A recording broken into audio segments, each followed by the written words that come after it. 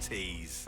Thanks for joining us. Neil and Amy here on BBC Radio Tees Breakfast until 9 o'clock this morning. Now, it's taken weeks and weeks and weeks of talks, and it's tested the determination of those involved to secure a positive outcome for our region. But finally, the South Tees Development Corporation has agreed a deal with the Thai banks to take ownership of the former SSI site in Redcar. It's all over the front of our local papers, as you'd expect this morning. The Conservative Tees Valley Mayor's Ben Houchin, he actually spoke to Gary on BBC Radio Tees yesterday morning, shortly after that news broke. It's been a huge fight over the last 4.5 years, with a huge number of false starts, a huge number of potential deals that then never materialised. But finally, we've got to a point where the building blocks are now in place.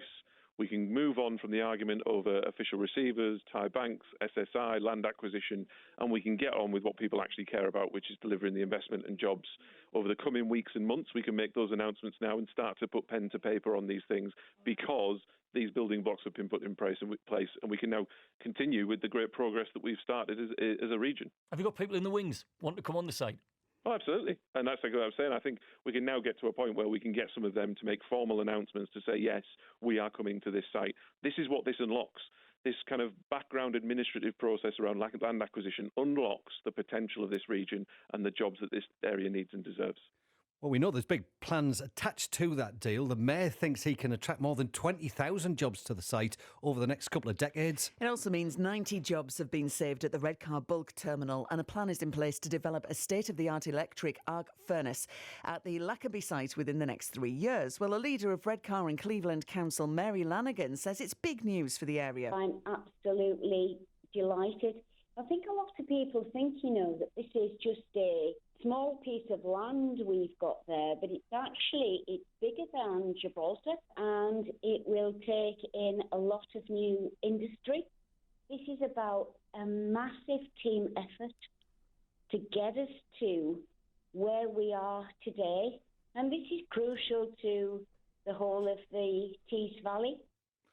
Keep our fingers crossed. Let's talk live, though, this morning on the show to Chris MacDonald, who's the Chief Executive of the Materials Processing Institute on Teesside. Morning to you, Chris.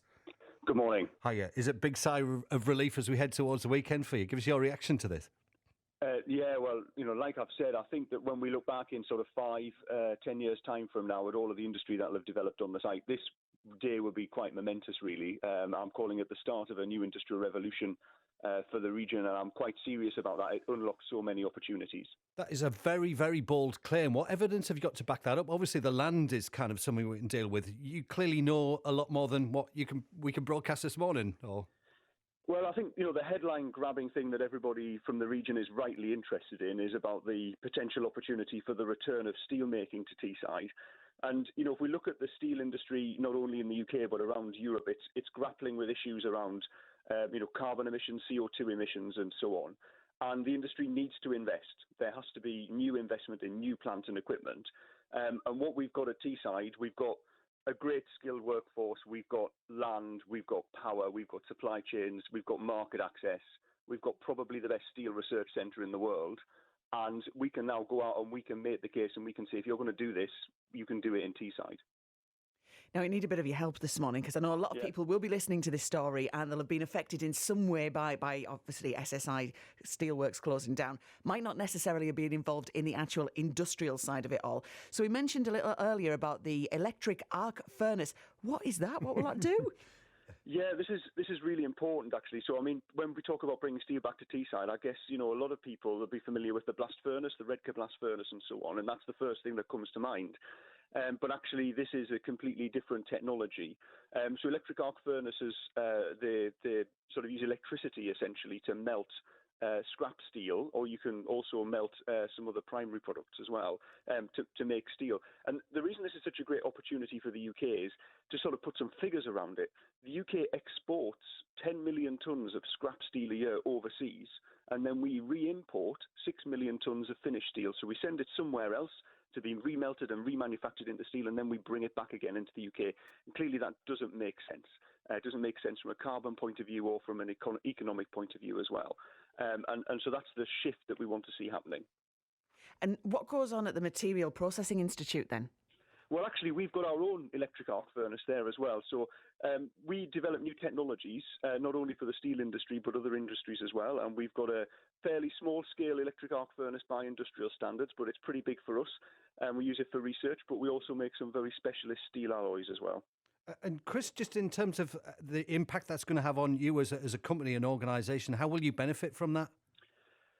Well, clearly, for us, we do steel research for companies all over the world, but what we really want to do is to do steel research for companies in the UK or even better in Teesside. So if there was a big steel producer or if there's more industry at the South Teesside, then that's beneficial for us.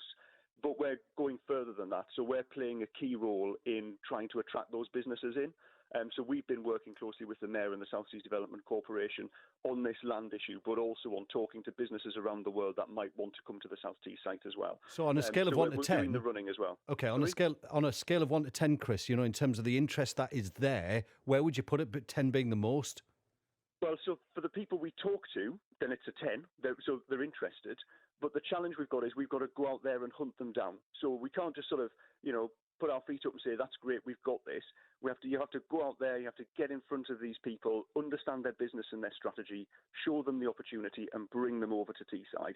So it takes a lot of hard work. And I think Mary Lanigan just said it, earlier in your bulletin, it's a team effort. And we've got a great team in Teesside, people in industry like myself, local authority, politicians, and the council, all really working together to make this happen. So currently, how many people or organisations are you talking to, if any? So I'm on the record as saying I'm talking to 5 steel organisations, and I'd be delighted if one of those came off. I think 5 probably isn't enough. I probably need to be talking to 10 to get one. And that's just in the steel area. I know other people are having conversations with other industries and other areas as well. So exciting times, definitely. Absolutely, yeah. Chris, thank you so much for coming on there. Chris McDonald there, the Chief Executive of the Materials Processing Institute on Teesside. Stick with